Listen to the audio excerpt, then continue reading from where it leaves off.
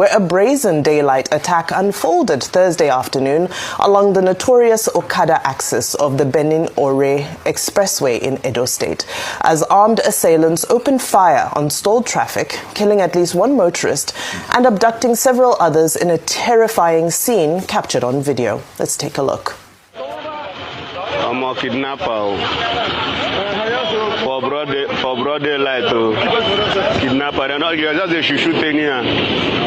Well, there were also some follow-up clips from the scene that indicate that the assailants continued their operation even as Nigerian army personnel arrived, with sporadic gunfire still audible. The Benin-Ore Expressway, a major federal highway linking Edo State to Ondo and beyond, has long been identified as a high-risk corridor for armed robbery, kidnapping and banditry.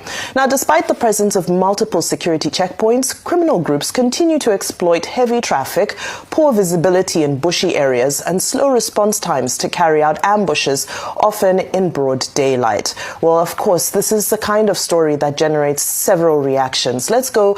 We're still talking on insecurity. I'd like to tie this in with an event that you touched on earlier and that really shook many of us to the core yesterday here in Lagos State, as the State Police Command yesterday responded to reports from 3 private schools in the Ikeja area that reported that they had received distress messages from the same unknown WhatsApp number. Now, in response, the Commissioner of Police, CP Olohundare Jimo, mobilized and personally led a team of police operatives, including a team of experts from the command's explosive ordnance disposal, chemical, biological, radiological and nuclear EODCBRN, the Rapid Response Squad, and other tactical teams to the school premises for on-the-spot assessment and security reinforcement. A sweep of the school environment, including classrooms, administrative offices, halls, playgrounds, and surrounding premises of each of the schools, was conducted by the experts to rule out the presence of improvised explosive devices or any other dangerous or suspicious materials. So the operation yielded no explosive or hazardous device, and the schools were consequently declared safe for continued academic and administrative activities. However, of course, we know that the students yesterday had already been evacuated early from the school premises, regular operations are said to continue today, as police officers have now been deployed to each of those schools to guarantee their security. So we have an incident in Edo State on an expressway that has unfortunately now become notorious for various criminal activity. And then Lagos, closer to home. I never thought we'd, hear of a bomb scare so close, and we're looking at some of the most quality private schools that we have. Let me start with you, Rufai. Vimbai, I kept on saying Jesus Christ because I know that road too well. I lived in Warri.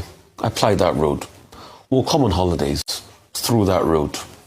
I have slept on that road, not once, not twice, not 3 times. Benin-Shagamu Expressway, the Ondo route up to Benin.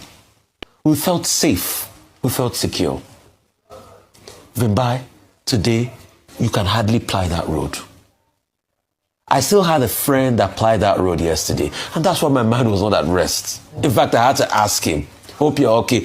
In fact, when I went to pee while we're on the air, I called him again. He said, my brother, you worry too much. I said, no. But he heard about the incident, I'm sure. But I heard about the incident. You see, this problem is deeper than what's on the surface. You know what it means?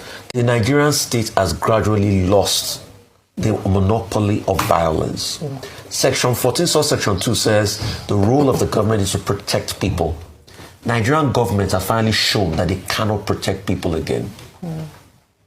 And when that happens, there's anarchy in the land. This is anarchy. Anarchy is when 177 people were kidnapped and the government comes out to lie and deny that it never happened until the list was released. So anarchy is officially in the land.